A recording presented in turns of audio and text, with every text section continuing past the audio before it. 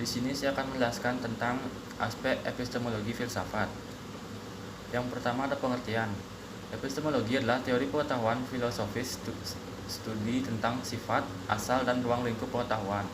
Epistemologi ini terdiri dari pengetahuan, keyakinan sejati yang dibenarkan sejauh mana pengetahuan kita bergantung pada orang yang memahaminya. Yang kedua adalah menganalisis pengetahuan. Dalam menganalisis pengetahuan, ahli epistemologi berusaha untuk mengidentifikasi konstituen yang penting dan menentukan diri pengetahuan. Analisis standar pengetahuan berasal dari Theaetetus Plato dan mengusulkan pengetahuan itu keyakinan sejati yang dibenarkan. Terlepas dari warisannya yang khas, ini analisis menghadapi tantangan serius yang disebut The Gettier Problem pada tahun 1963. Masalah Gettier adalah perlu cacat menemukan modifikasi dari alternatif untuk analisis standar pengetahuan yang menghindari masalah dari contoh balasan gaya Gettier. Yang ketiga ada empirisme modern.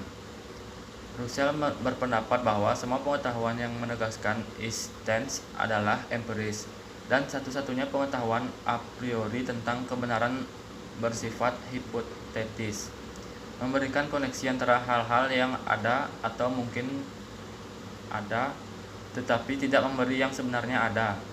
Filsafat menurut Russell berperan penting tujuan, karena ini mengidentifikasi bagaimana dasar umum pengertian indera dapat direkonstruksi untuk mendapatkan manfaat dari penjelasan teori tujuan ilmu.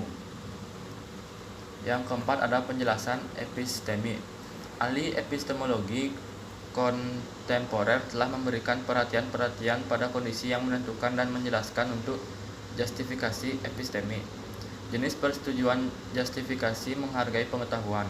Mereka biasanya mengizinkan keyakinan salah yang dibenarkan, dan tunjangan ini disebut falibilisme tentang pembenaran.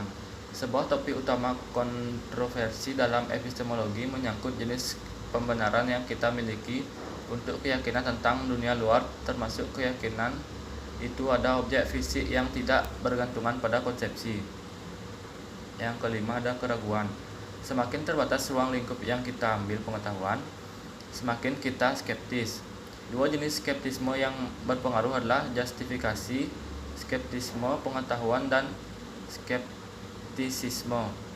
Skeptisisme pengetahuan yang tidak terbatas menyeratkan bahwa tidak ada yang tahu apa-apa, dan skeptisisme pembenaran yang tidak terbatas menyiratkan pandangan yang lebih ekstrim.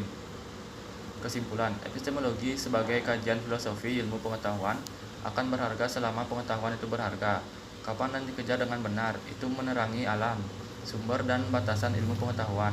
Dalam melakukan itu, memberikan kontribusi yang kritis bidang penting dari pemahaman manusia.